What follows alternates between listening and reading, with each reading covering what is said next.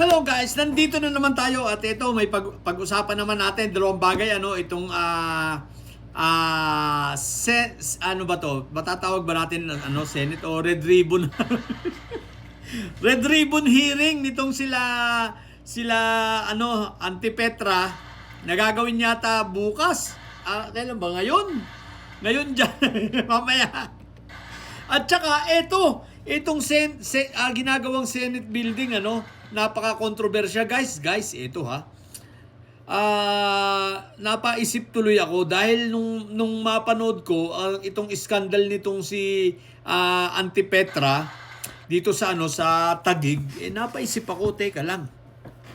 Mahilig din pala ito sa mga flood control at mga iskandalo. Ibig sabihin mahilig din siguro ito sa maleta. Kaya pala ganun ito dinidepensahan ang mga diskaya at ganun pala ito na ayaw umalis sa posisyon. Dahil nga sa investigasyon na ito ay magkakabukuhan na. Pero biglang pumasok sa isip ko guys, ito nga palang ginagawang overpriced na sobrang laki na Senate building. Nasa Taguig nga pala ito. 'Di ba? Sa kila Antipetra. At ito bigla ko tuloy naalala kung paano itong si Antipetra ay nakikipag-away dati kay Nancy Binay. At dahil nga dun sa mga parang naki-question na mga overpriced na dito sa mga ginagawa na pati sa mga furnitures kung ano-ano pang nadagdag. Kasi guys, ang original na budget para dito sa building ng Senado na yan, yung bagong building ay 8.7 billion. Aba, ngayon ay umaabot na ng 38 billion. What the heck? O di ba tapos hindi pa tapos? Ang tanong, sa Taguig nakapwesto. At eto pa guys, napag-alaman natin na ang contractor ng gusaling yan, ang Hillmark, paboritong contractor ng mga Cayetano. Paboritong contractor ni Lani. Paboritong contractor ni Antipetra. No? Bukod sa Diskaya syempre yung Diskaya, paborito niyang contractor yun sa flood control. Pero sa mga building, ito palang Hillmark. So yung Hillmark ang contractor ngayon ng ginagawang building na yan sa nabagong Senado. So palagay ko dapat tingnan Senator Erwin, Bekenemen. Pwede mo bang silipin yan at imbestigahan nyo yung ginagawang Senate building na yan kasi mukhang overpriced na Tsaka ang tagal na dyan na hanggang ngayon ganyan pang itsura, hindi pa natatapos. Ilang taon na yan. Bekenemen may mga tumanggap na ng maleta dyan. Yung alam nyo naman si Antipetra, mahilig pala ito sa maleta. Di ba, bistado? Anyway guys, pumunta tayo sa gagawin nilang Red Ribbon Committee hearing, no? So, magagawa sila ng meeting pala. Hindi pala hearing, meeting. Okay, yung Red Ribbon. So, itong mga miyembro ng Red Ribbon na pinangungunahan syempre ni Antipetra, tapos ay tsaka nung kanyang kapatid na si Pia Madam Damin. Siyempre, dadalo rin dyan si Marco Tae at malamang-lamang si Amy Mangabarena darating din dyan. At siyempre, ang pinagpitagan na itong si Senator Kambing Nana.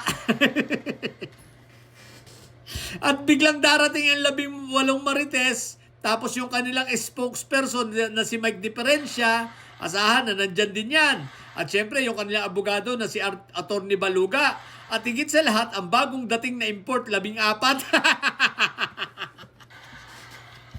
So, gagawa na naman ng mga kasinungalingan. Tama yan. Gawa uli kayo ng maraming kwento. Idamay nyo na. Hinaan nyo naman. Mandadamay rin lang kayo ng congressman. Ayaw nyo pang idamay yung congressman ng Babuyan Island. Tsaka yung congressman ng Batanes, idamay nyo na. Sabihin nyo, nakatanggap rin ng maleta. Sige na, para matestingan nyo. At least ito mula Apari hanggang Hulo. maiikot ninyo, itbulaga talaga kayo. Isipin mo, may demanda na kayo sa Marawi. Aba, kailangan magkaroon kayo ng demanda sa Batanes. Di ba ga? So, kasi yung mga hocus-pocus yung yan Nagsabi na nga si Director Matibag. Shoutout sa ating maghiting na Director Matibag Director, sampulan mo nga ito mga Ay, hindi pala muna. Sige na, galingan ninyo. 14 na bagong marites at yung 18 marites, galingan pa ninyo. Magdagdag na uli kayo ng mga bagong kwento. Para sa ganun tingnan natin kung hanggang saan kayo pupulutin at kung hanggang kailan nyo yan masusustain. No? Tingin nyo ba mananalo si Sayad? Ay, naku po, Rudy! Ay, Diyos ko po, Rudy! Diba? Ngayon, kayo naman ang mga senador na miyembro ng May Sayad Block, iilan na nga lang kayo, lilima na yata. Ay, baka darating pa si ika-anim nyo pala si Madam Solar. Tama yan! Bigyan nyo ng pagkakataon at gusto kasi naming makita kung totoo ba yung usurpation of authority. Kung ito ba ay effective at ito ba ay pwedeng gamitin laban sa inyo. Sige na, kayong 6 na May Sayad na senador. Pagbigyan nyo na kami, ipagpatuloy nyo yan para makita lang namin. Gusto lang namin makita kung halimbawa, kung pwede ba kayong sampahan ng usurpation of authority para sa ganun ay kung pwede, malalaman natin kung pwede nga pala o hindi, di ba? O kaya para makita natin na gumagana ang batas natin kung if itong batas bang ito ay effective. Malay nyo, hindi na pala effective, kailangan yung i-amend, di ba ga? O, kaya ituloy nyo lang yan, huwag kayo titigil tsaka gawa ng mga fake news. Atty. Matibag, huwag mo kalimutan mag-record bantayan mo lang itong mga to. Siyempre, alam mo na, so tulad ng sinabi ko sa mga Atty. Baluga, 18 marites at yung bagong 14 na sinasabi ninyo, isama nyo sa kwento na nakatanggap ng maleta yung taga Batanes. Yung congressman ng Batanes, at least makakaabot kayo, hindi lang Marawi, abot pa kayo ng Batanes. Nakakatuwa itong mga marites na ito, what the heck. Ay nako, sige na, ilang muna. Sa mga papundidilis dyan at May Sayad huwag kayo titigil sa mga kalokohan, yung mga hinayo pa kayo, nakakatuwa itong mga to, no? So, teka lang, mamaya abangan na lang natin kung anong mga susunod pa lang mangyayari. At shoutout nga pala kay Auntie Petra. Kita mo naman, Auntie Petra, sila Inday Sayad, yung mga abogado niya nag-submit na ng kanilang mga anong tawag dito? Yung mga papers nila, no?